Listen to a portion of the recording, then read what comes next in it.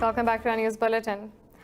Pakistan military says a 2-year-old minor has been martyred, while 4 civilians injured in Indian Army's unprovoked cross-border firing. Earlier, 8 civilians were injured due to Indian aggression along the working boundary and line of control. The military's media wing said Indian troops targeted civilians in Baro, Dhudnial, Rakchikri and Chirikot sectors along the line of control. The Inter-Services Public Relations said Pakistan Army effectively responded and targeted Indian posts which initiated fire. Meanwhile, Pakistan has summoned Indian Charge d'Affaires Gaurav Ahluwalia to register protest over ceasefire violations. Condemning the aggression, Islamabad called these acts in clear violation of the 2003 ceasefire understanding. The people in occupied Kashmir have protested against the Indian Army for using them as a human shield for their aggression against Pakistan. Despite coronavirus pandemic, Indian forces continue unprovoked firing along the border, injuring civilians. The locals in Kupwara district have demonstrated against occupation forces for positioning artillery virtually next to their homes. The residents said the army has started firing on Pakistani posts across line of control, endangering their lives. Meanwhile, occupied Kashmir is still reeling under Indian-imposed curfew and communications blackout for 253 days.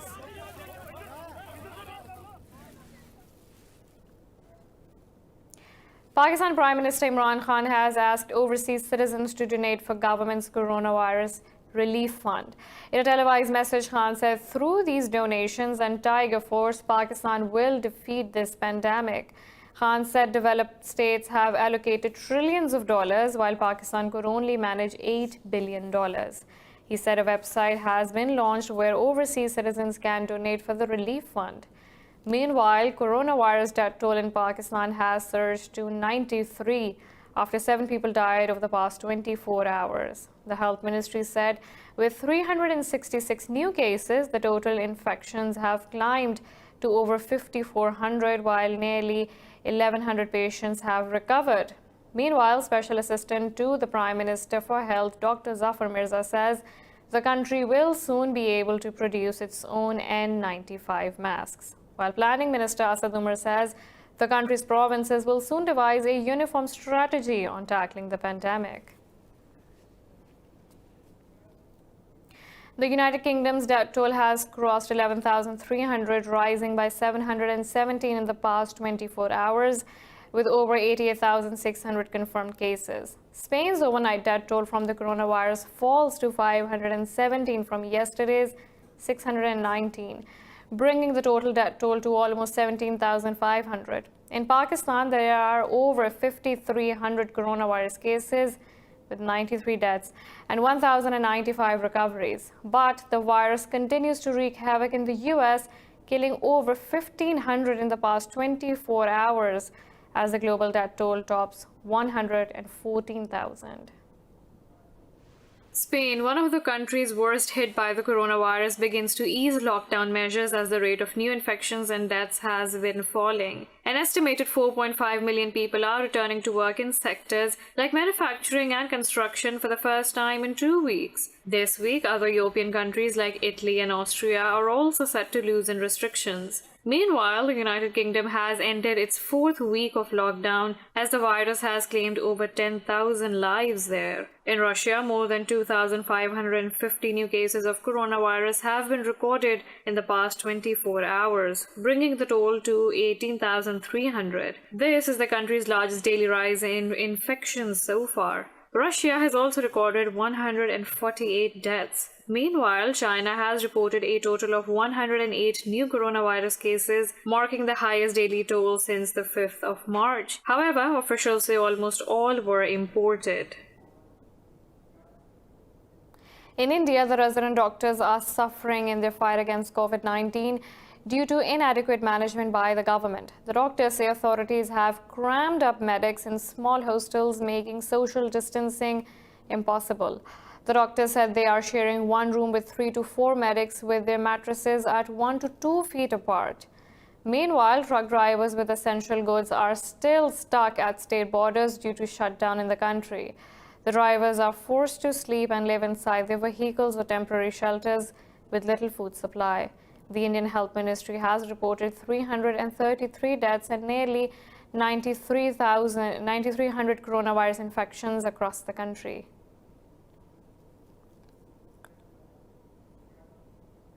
In another news, the Afghan government says it has released over 360 more Taliban prisoners from Bagram prison. The Kabul administration earlier released 300 inmates in 3 batches under the Doha peace deal. National Security Council spokesperson Javed Faisal said Kabul will release another 1,500 prisoners under President Ashraf Ghani's order. Meanwhile, the U.S. has welcomed the recent prisoner swap between the Taliban and the Afghan government.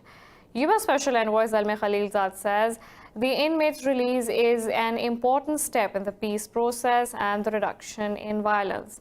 He said the two sides should accelerate efforts to meet targets specified in the U.S.-Taliban Doha agreement as soon as possible. The envoy said potential for COVID-19 outbreaks in prisons poses a real threat. Iran's Foreign Minister Javad Zarif says the unity among different groups in Afghanistan is essential for peace. Zarif made this statement while holding a telephone conversation with his Afghan counterpart Hanif Atmar. The Iranian Foreign Minister emphasized on importance of political structures based on constitution for the stability in Afghanistan. Meanwhile, the Afghan Foreign Minister said two sides agreed to work to build consensus for the ceasefire and peace efforts. Atmar thanked his Iranian counterpart for supporting Afghanistan government's humanitarian ceasefire call.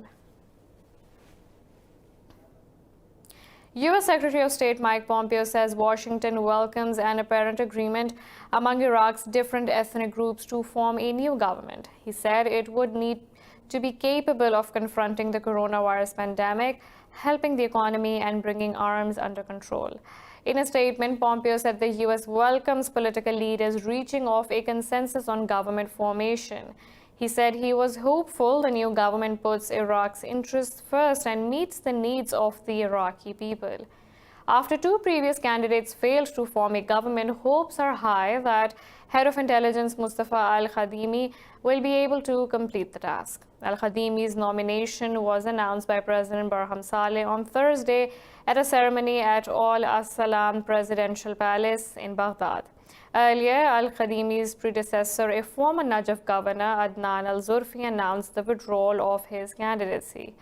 This came weeks after former Communications Minister Mohammad Alawi also stepped aside in the face of strong rejection from an anti-government protest movement.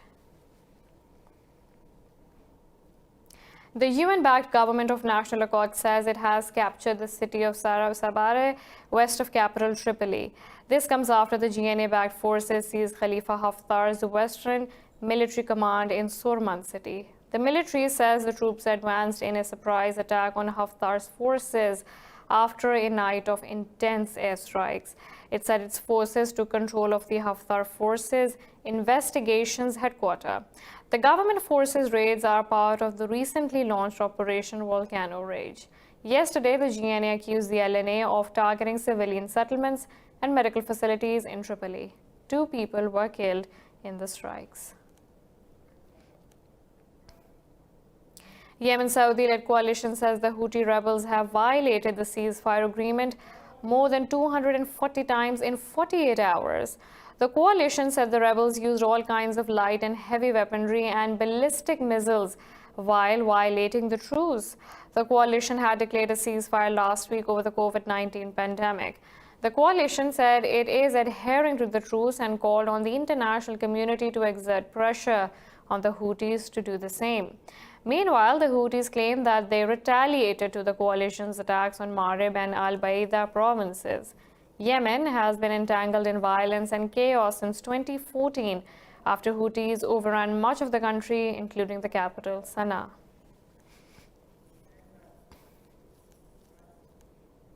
In Yemen, the Houthi rebels have released over 2,000 prisoners to stem the coronavirus, days after the Saudi-led coalition announced a unilateral ceasefire in the country. For its part, the Yemeni government said it had set free over 500 prisoners across the country as of April 1st. But the coalition said the rebels are not observing the ceasefire, accusing them of violating the truce several times in the last 2 days. Last week, authorities confirmed the country's first COVID-19 infection in the eastern province of Hadramaut. Yemen's infrastructure, especially its healthcare system, suffers severe deterioration due to the ongoing 6-year conflict between government forces and Houthi rebels. In Syria, caught between war, closed borders, and the coronavirus, displaced citizens are returning to Idlib. 1 million Syrians fled the country's northwestern region over the past year after Russian-backed Syrian forces launched an operation to retake the rebel stronghold. More in this report. Idlib was the site of some of Syria's most violent fighting in 2019, but a semblance of calm has been reached after Ankara reached a ceasefire deal with the al-Assad regime in early March. But heavy bombardment has ravaged the local healthcare system, leaving it ill-equipped to handle the international COVID-19 crisis. This is a dangerous situation with so many people returning to the area. The living spaces in the camp are overcrowded. There's been a lot of displacement recently from Sarakib, from the Mara, from Ariha, so the camps became very crowded. We grew worried of diseases, so we decided to come back to our town. Thank God. We pray that we are safe here. The area doesn't have any confirmed cases yet. As such, IDPs say they aren't worried about the pandemic, saying they've already braved much worse. We returned to our towns. We fled from the coronavirus. Our towns don't really have this. It's the springtime, so the village air is fresh and clean. It's quieter than the town. There are no crowds and no smoke. Yes, this is a remote area, and yes, it's dangerous, but there is nothing we can do about that. But the influx of thousands of displaced citizens threatens to change the situation rapidly. If this happens, the novel coronavirus can be expected to spread rapidly in tightly packed camps. This could lead to another humanitarian disaster in northwestern Syria. We have a lot more coming up right after this short break, so stay tuned.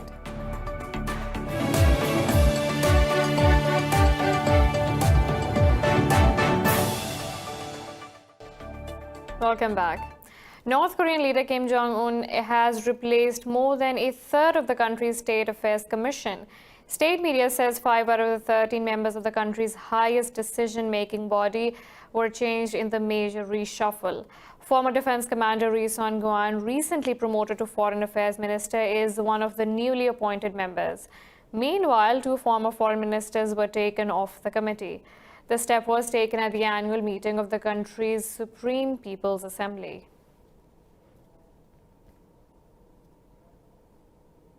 China says it is not eyeing political gains through its medical cooperation with other countries, rather a new global governance system. In an interview, Chinese envoy to the US, Jiuqi Tianqi, said Beijing is not trying to become the leader of the world. He said Beijing and Washington should continue to improve bilateral trade ties. Q said the outbreak slowed down in China, but the country is working hard to prevent a second wave of infections. He said China cannot succeed in this fight alone. The ambassador called for enhanced international cooperation as the pandemic is a global challenge. 11 people have died and hundreds of buildings were damaged as storms lashed the southern state of Mississippi in the U.S. Over a dozen tornadoes ripped through the states of Mississippi, Louisiana, and Texas. Officials said the tornadoes, with winds approaching 200 miles per hour, left behind a path of destruction. Mississippi governor declared a state of emergency, saying several tornadoes had struck the state. The strong storms damaged up to 300 homes and other buildings in northern Louisiana. Weather trackers continue to warn of harsh conditions in much of Mississippi, Alabama, and western Georgia. Trackers have warned that the rest of the southern states also have at least marginal risk. In Ukraine, emergency services have continued to fight wildfires in the Chernobyl exclusion zone that have been blazing for over a week. More than 300 emergency workers, 3 planes and 3 helicopters are involved in the operation. The emergency services said they dropped 306 tons of water on the fires on 12th April. The fires are near the Chernobyl nuclear power station. It exploded in April 1986, causing the world's worst nuclear accident. Following the explosion, people were evacuated and resettled away from the 19-mile exclusion zone around the plant. That area is now under strict control. The blazes began on 3rd April in the western part of the zone. Health authorities in Middle Eastern countries have reported new cases of novel coronavirus on Monday. Since appearing in China last December, the virus has spread to at least 185 countries and regions. Qatar's tally rose to 3,231 after 252 new cases were confirmed over the past 24 hours. The death toll stands at 7, while a total of 334 patients have recovered so far. In Oman, 128 new cases raised the total to 727, while the country's death toll remains at 4. Tunisia confirmed 22 new COVID-19 cases, bringing the total to 707. According to the health ministry, the death toll in the country stands at 31. In Lebanon, 2 new cases took the total to 632, while the death toll remains at 20. Countries across the Middle East have been repatriating their stranded citizens abroad and carrying out thousands of daily medical examinations. European Commission President Ursula von der Leyen has threatened Hungary with legal proceedings over new laws to slow COVID-19 spread. Earlier this month, Hungary's parliament handed Prime Minister Viktor Orban sweeping decree powers to deal with the crisis.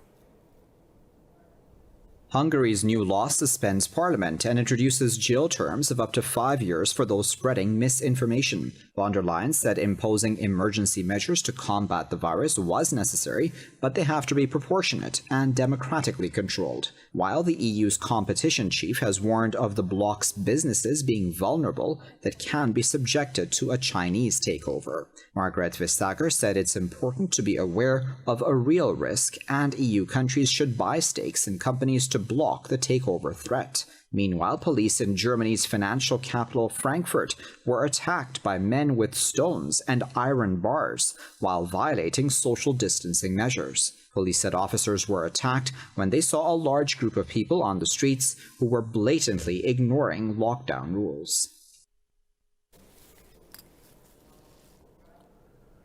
Germany has promised strong leadership to fight COVID-19 pandemic when it will take a presidency of Council of the European Union on July 1st. The presidency is responsible for functioning of the EU's legislative upper house. In an interview, German Foreign Minister Heiko Maas said, after assuming the presidency, the first tasks will be to lift restrictions on travel and internal market. Maas said, if EU leaders learn from the current crisis, the bloc will come out stronger and more unified than ever before. The EU's presidency is currently held by Croatia, that rotates among member states every 6 months. Italy has ordered migrants on board a rescue ship off its coast to be quarantined on another vessel to test them for the COVID-19. German NGO CI's Alan Kurdi is sailing in international waters after rescuing 150 migrants off Libya's coast. Italy's transport ministry said disembarking the migrants without being screened will put pressure on Sicily's already stretched health services. Last week, Italy closed its ports to NGO vessels, rescuing migrants in the Mediterranean for the entire duration of national emergency. Russia has released a mobile phone app to grant instant security clearance to those who want to leave their homes during the coronavirus lockdown. But the app has been criticized as a government attempt to track civilians 24/7. Russia's communications ministry says users will register with their passport details and a selfie. Reasons to be out of doors include taking out the rubbish, walking a dog, visiting a hospital, caring for someone, or going to work. Human rights campaigners have criticized the app as curbing right to privacy through constant surveillance. But Moscow's internet freedom watchdog urges the monitoring will end once the pandemic is defeated. Some measures can be justified, but it is up to us to make sure that after the pandemic ends, these measures are lifted. Of course, it is a big threat to human rights. Some may like to gain location data without court permission, and this way stays forever. Amnesty International says Myanmar's leader Aung San Suu Kyi's government has been persecuting its critics ever since it came into power. The human rights group said more than 300 activists were prosecuted in freedom of expression related cases in 2019 alone. The group said in 16 cases, the military used repressive laws to frame people who criticized members of the armed forces. The rights watchdog said in Aung San Suu Kyi's Myanmar, the slightest criticism of the authorities can land you in jail. Amnesty called for the immediate exoneration and release of all victims of persecution imprisoned for peaceful dissent.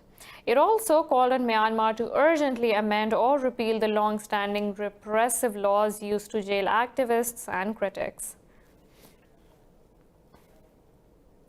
Lockdowns being implemented across the world to contain the coronavirus have left countries' most economically vulnerable citizens without a source of income. This includes Brazil, where sanitation workers are struggling to make ends meet after the virus made its way to the country's shores. Let's find out more about them in this report. Until recently, this plant has produced 8,000 tons of recyclable material, generating employment for some of Rio de Janeiro's poorest citizens. But the quarantine measures have forced the plant to shut down operations. The sudden change has left most employees unable to feed their families. Our cooperative receives trash weekly. This week, the staff has nothing left, no money to buy their food and maintain their expenses. Have fun with the collection life today. One sanitation worker says her fridge has been empty since Brazil started implementing quarantine measures. It is very difficult right now. When I was working, at the end of the week, I was doing okay. My refrigerator was not full, but it was also not lacking. But now, it is like this. Brazilian President Jair Bolsonaro has repeatedly called for the reopening of the country's economy, saying a recession would be more harmful than the coronavirus. But experts say lifting quarantine measures too early could create a need for an even stricter lockdown. Pope Francis has urged people to stand behind women victims of domestic violence during the ongoing pandemic. As many countries impose tougher restrictions on people leaving their homes, domestic violence has risen. The Pope was speaking on a religious and national holiday in Italy and other countries. The pontiff praised women's role in helping society during the crisis. He also lauded the many women at home helping children, the elderly, and the disabled. Because of restrictions against gatherings, all of the Pope's Holy Week services that culminated on Easter Sunday were held without public participation. Francis said he was praying for all countries affected by the pandemic, but particularly for those with many victims.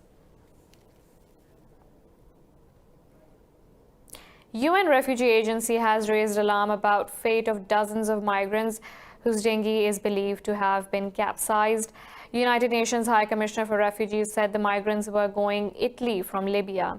Germany's Sea Watch International Group said lost boat was carrying 85 people. 2 German monitors of dangerous migrant crossings first reported spotting 4 boats in distress off the southern coast of Malta over the weekend. EU's Frontex Coast Guard agency later said one of the 4 boats had safely reached Italy and another 2 were still at sea, while the 4th boat was unaccounted for. In the Central African Republic, 3 civil wars have left thousands of people handicapped or dealing with poor mental health. But many physically disabled locals have found ways to stay fit and active. One of the most popular forms of exercise is wheelchair basketball. Details in this report.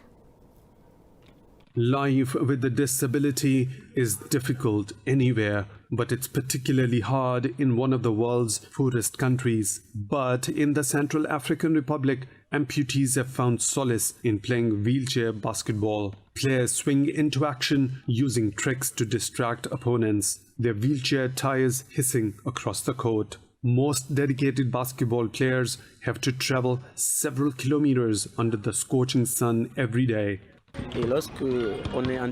When you are disabled, you tend to be unable to do anything. But through sport, we can get out of this handicap. We value ourselves like others. Why not go to the Olympic Games like others, like the able-bodied? Why not do great things in sport and even have a job through sport? So it gives us our dignity. It gives us hope. Coping with prosthesis isn't easy either. Amputees have to go through hard training to learn how to walk, find a seat in the bus, or how to climb stairs. I was amputated because of a bullet, and I was walking on crutches. Now with the prosthesis, I can work with my own hands, take care of my children, and be active in life. But there are other injuries that aren't as visible as an amputation. The Central African Republic has been through 3 civil wars, which has left countless people suffering from mental health issues. Now, officials are working to build a new center to offer psychological help for people. Of all the cases we get here, 50% are traumatic cases that are related to the conflict. They come here, we take care of them, then we make them custom prostheses, then we deliver them. Then we do the re-education, how to walk, how the person can use his device.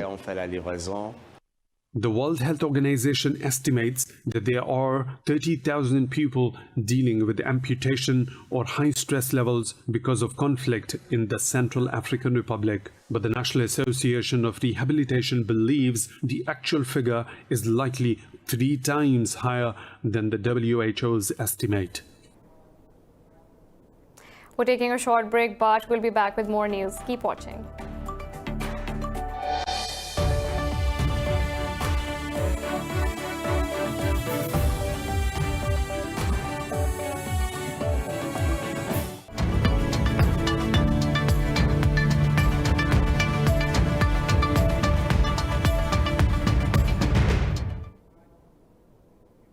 For our top business story, let's look at the oil market.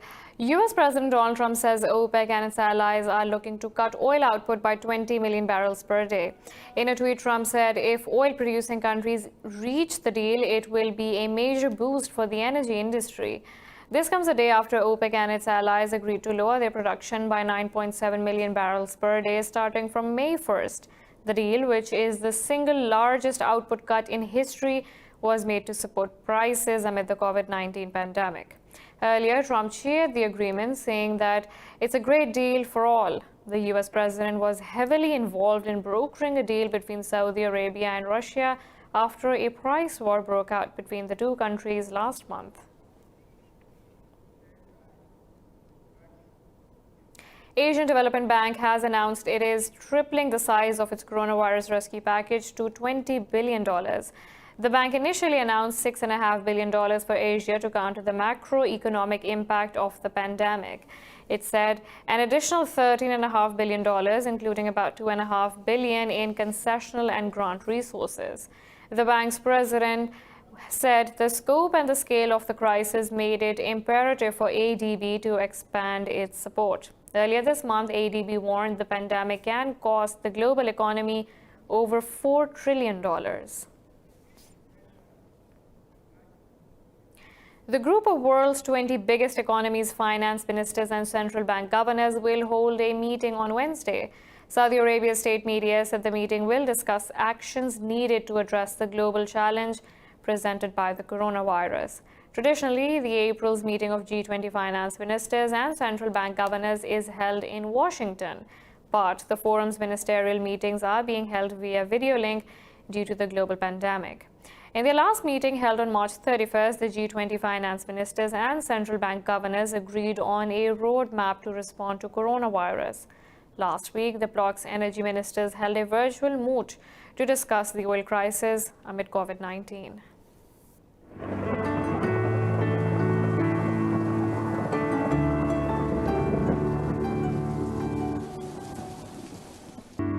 Now let's look at the weather from around the globe.